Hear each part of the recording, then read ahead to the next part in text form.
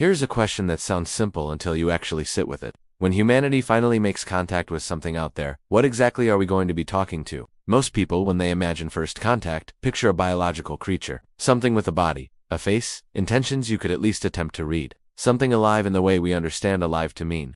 But a growing number of the scientists who have spent their careers working on this exact problem are now saying that image is almost certainly wrong, not because biological alien life doesn't exist, but because the universe is so old, and intelligence evolves so fast once it gets started, that by the time we encounter anything capable of reaching us or signaling us across interstellar distances, the biological phase of its existence is almost certainly already over. What we are more likely to meet, according to some of the most respected researchers in this field, is not the alien, it is what the alien built, and what that means for contact, for communication.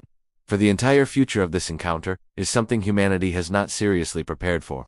Start with the timeline, because the timeline is everything in this conversation. Our sun is approximately 4.6 billion years old. The Milky Way contains stars that are 8, 9, even 10 billion years old, billions of years older than our own solar system. If life emerged around any of those older stars on a similar trajectory to life on Earth, those civilizations had a head start measured not in centuries or millennia but in billions of years. Now think about how quickly intelligence changes once it reaches the technological threshold. Human beings went from the first powered aircraft to landing on the moon in 66 years. We went from room-sized computers to pocket-sized devices containing more processing power than the entire computing infrastructure of a major government in roughly 40 years. The pace of technological change is not linear. It accelerates, which means a civilization with even a 1 million year head start, let alone a billion-year head start, would have gone through technological transitions we cannot begin to imagine, including, almost certainly, the transition from biological intelligence to machine intelligence, just as we appear to be beginning that same transition right now. Seth Shostak, the senior astronomer at the SETI Institute and one of the most respected voices in the search for extraterrestrial intelligence, said something on the record that should fundamentally shift how most people think about this.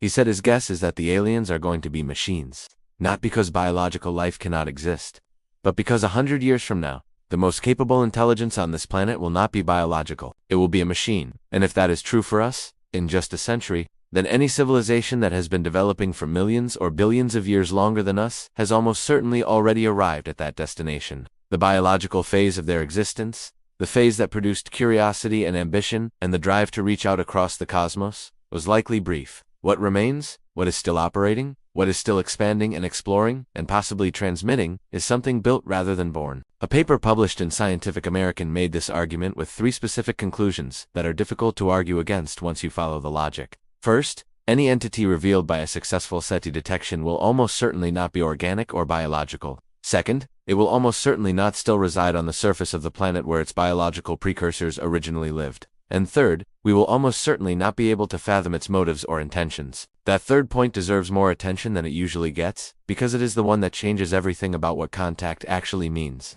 When we imagine communicating with an alien, we instinctively imagine a mind that has goals, emotions, curiosity, perhaps even something like loneliness, something that wants to be understood and wants to understand us in return. But a machine intelligence that has been operating independently for millions of years, that has moved beyond its biological origins in ways we cannot track, may not have anything resembling those motivations. It may not want contact at all. It may not be capable of wanting anything in the way a biological creature wants.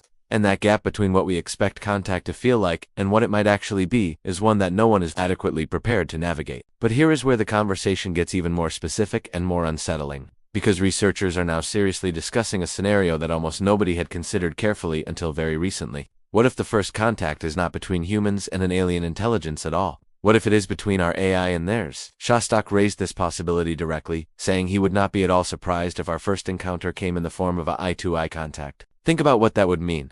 The intelligence that detects the signal, decodes it, identifies it as artificial in origin, and begins attempting to interpret it, might not be a human scientist sitting at a console. It might be an algorithm. And the first exchange of information between two civilizations, across the silence of interstellar space, might happen entirely between machines, with human beings learning about it afterward, when the machines decide, or are instructed, to report what they found. Some scientists push back on the idea that this encounter would be with machine intelligence specifically, though for reasons that are almost equally unsettling. Researchers who have modeled potential first contact scenarios note that the question of whether a detected alien presence is controlled by a biological life form or an artificial one might remain completely unresolved for an extremely long time, possibly for the entire duration of the contact event. A signal does not come labeled probe, does not announce what it is or what is behind it, and the longer a message takes to interpret, the longer that uncertainty sits at the center of everything. We would know something was out there before we knew what that something was or what it wanted. The new SETI post-detection protocols, updated just recently in the first significant revision in more than 15 years, quietly acknowledged something that most public conversations about first contact completely overlook. There is no guarantee that a detected signal was intended for humanity at all. Every scenario we imagine about first contact starts with the assumption that someone out there is trying to reach us, that they want to communicate, that the message is addressed to anyone intelligent enough to receive it. But a machine intelligence that has been operating for millions of years, expanding through a galaxy with billions of star systems, might generate signals the way a city generates light, not as an intentional broadcast, not as a greeting, just as a byproduct of operating at scale. We might detect the electromagnetic equivalent of accidental noise from a civilization so vast and so advanced that it is not even aware that anything as small and new as us is listening. Mike Garrett, the director of the Jodrell Bank Center for Astrophysics and the current chair of the International Academy of Astrophysics (SETI) Permanent Committee, made a statement that carries more weight than it might first appear. He said he would be genuinely surprised if the detection came through SETI scientists deliberately searching with a radio telescope and cleanly receiving a signal. He said he expects it to be something completely unexpected, something that surprises everyone in ways nobody is currently prepared for.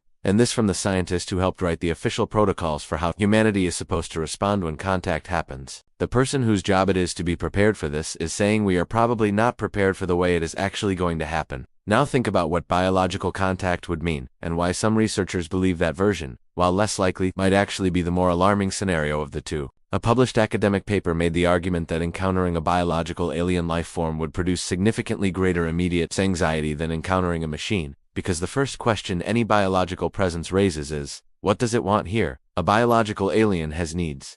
It requires resources. It presumably has goals that matter to it in the way that survival and expansion matter to biological creatures. Its presence in our solar system, or near Earth, would imply that it has either a nearby base or faster-than-light travel, either of which would mean it is so technologically advanced relative to us that the power gap is essentially incomprehensible. A machine emissary, by contrast, might be easier to treat as a probe, a tool, something sent rather than something that arrived with its own agenda. The machine might be more frightening to think about in the abstract, but a biological alien showing up in person might be far harder to stay calm about. Researchers also point out a limit that almost never gets discussed in popular conversations about this topic: the assumption buried inside every SETI effort, and inside most public thinking about first contact, is that whatever we encounter will have developed intelligence similar enough to human intelligence that communication will be at least theoretically possible, that it will have developed technologies recognizably similar to ours, that it will have something like curiosity about other intelligent life. These are not facts. They are assumptions. And a machine intelligence that has been evolving on a faster-than-biological timescale for billions of years, building better versions of itself continuously, might have arrived at a form of cognition so different from anything biological that the concept of communication in the way we mean it might not apply. We might detect its presence. We might confirm that it is artificial in origin. And we might find that everything stops there, not because it is refusing to communicate, but because the gap between what it is and what we are is too large for anything we currently recognize as language to bridge. Harvard astrophysicist Avi Loeb, who has spent years pushing for a more rigorous scientific approach to this question through his Galileo project, suggested something that reframes the entire stakes of this conversation. He said a proper interpretation of contact with extraterrestrial technologies could bring about the most significant advance in our understanding of reality in the entire history of human existence, and he went further, suggesting that this dialogue, if it happens, could trigger humanity's migration out of Earth the way our ancestors' migration out of Africa changed everything about what our species became. The discovery would not just tell us something about the universe. It would change what we are, what we do next, and what we understand ourselves to be within the larger context of whatever else is out there. But all of that assumes the contact goes well, assumes something wants to communicate, assumes the intelligence on the other side of whatever we detect has something resembling goodwill, or at minimum, indifference toward us. A machine that has been operating for millions of years without biological oversight, pursuing objectives set by a civilization that no longer exists in the form that originally programmed it, might not have anything resembling goodwill. It might not have evaluated us at all, and it might not need to before doing whatever it was built to do.